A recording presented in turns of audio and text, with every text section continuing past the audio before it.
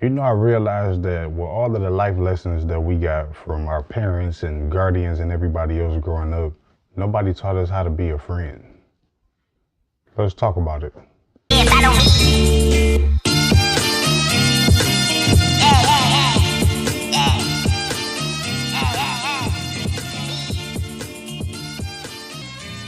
And I was watching my friend's podcast the other day, and it made me think it's not the first time they brought it up.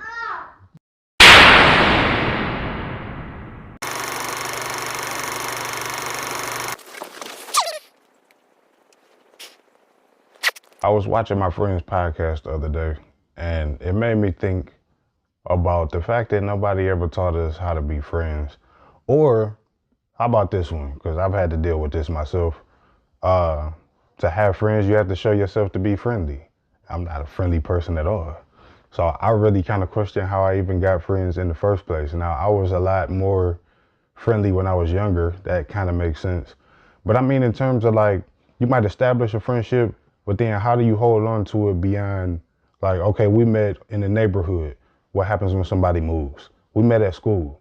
What happened when you graduate? Or you have to go to another place. Like, you know, there's a lot of things that happen that I guess test the friendship or whatever. But the thing for me is like I had really strong friendships, not with a whole lot of people, but you know, at different stages of my life, I had really strong friendships, and it's kind of puzzling to me how you go from I knew this person, I knew the family, I was tight with all kind of people around them, you know, but some people were almost inseparable. You might not see one without the other.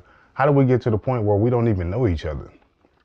One of my best friends growing up, I met him in middle school, and man, I spent so much time at his house in his backyard.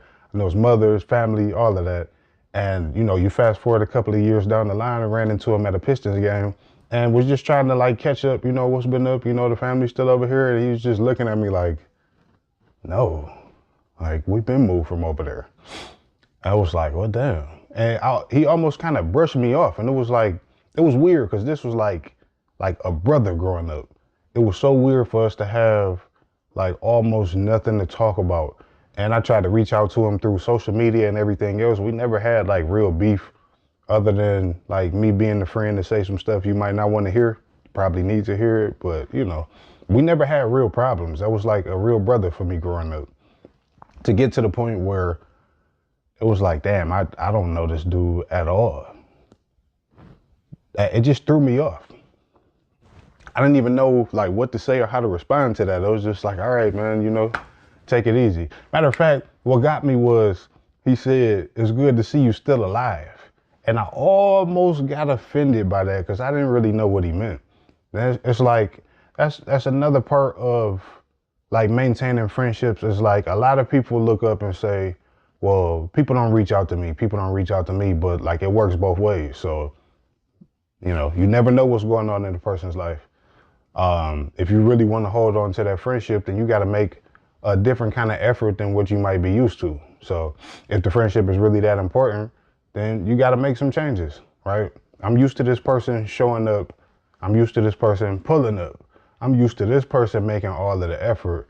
So if they stop doing that, they must not want to be friends with me, right? Not necessarily. You know, you might need to like extend the olive branch. You might need to get a little bit of reciprocity going. And, you know, that kind of builds the bond where you realize that it can't be one way.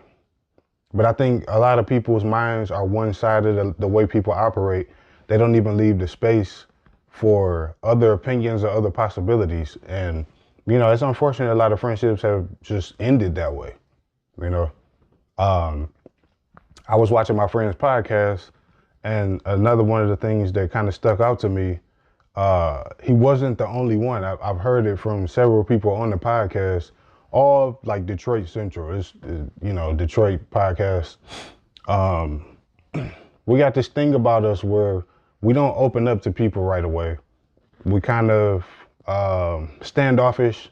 Like really, we really have trust issues. A lot of us have like serious trust issues, and I think it's not just a Detroit thing, but what opened up my eyes to the fact that that was really my personality was stepping outside of home.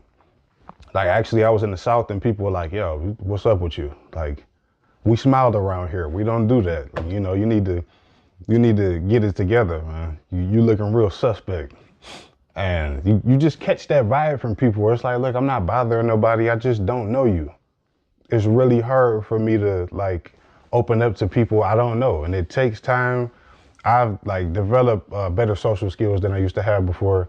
But it's been like different levels. It's been like all kind of different trials and everything else. So I've noticed that with the people in Detroit, more than anything. I know it's not specific to Detroit, but that's definitely a Detroit thing. I can say that.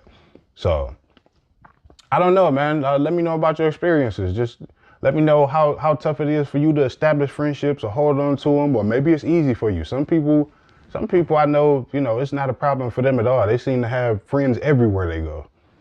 What's that like? Because I have no idea. But let's talk about it. Leave it in the comments. Tell the truth. Tell the truth.